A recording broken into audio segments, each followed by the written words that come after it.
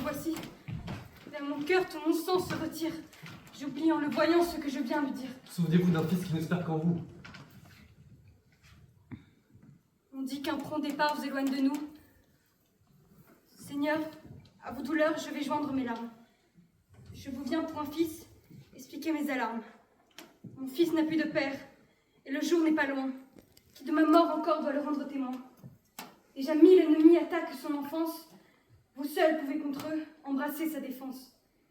Mais un secret remords agite mes esprits. Je crains d'avoir fermé votre œil à ses cris, je tremble que sur lui votre juste colère ne poursuive bientôt une odieuse mère. Madame, je n'ai point de sentiments si bas. Quand vous me haïriez, je n'en plaindrais pas. Seigneur, vous m'avez vu attaché à vous nuire. Dans le fond de mon cœur, vous ne pouviez pas lire. À votre inimitié, j'ai pris soin de m'offrir. Au bord que j'habitais, je n'ai pu vous souffrir. En public, en secret, contre vous déclaré, j'ai voulu par des mères en être séparée. J'ai même défendu par une expresse loi qu'on osa prononcer votre nom devant moi. Si pourtant à l'offense on mesure la peine, si la haine peut seule attirer votre haine, jamais femme ne fut plus digne de pitié, et moins digne, Seigneur, de votre inimitié. Des droits de ses enfants, une mère jalouse pardonne rarement au fils d'une autre épouse. Madame, je le sais, les soupçons importuns sont d'un second hymen les fruits les plus communs. Tout autre aurait pris pour moi les mêmes ombrages et j'en aurais peut-être essuyé plus d'outrages.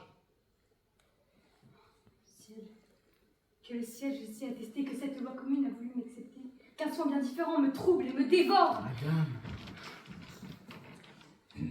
il n'est pas temps de vous troubler encore. Peut-être votre époux voit encore le jour.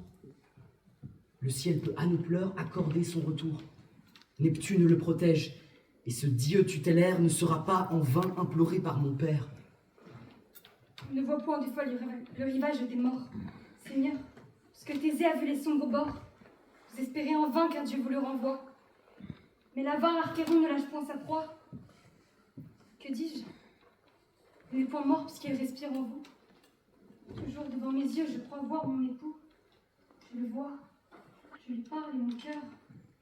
Seigneur, un fol ardeur malgré moi se déclare. Je vois de votre amour l'effet prodigieux.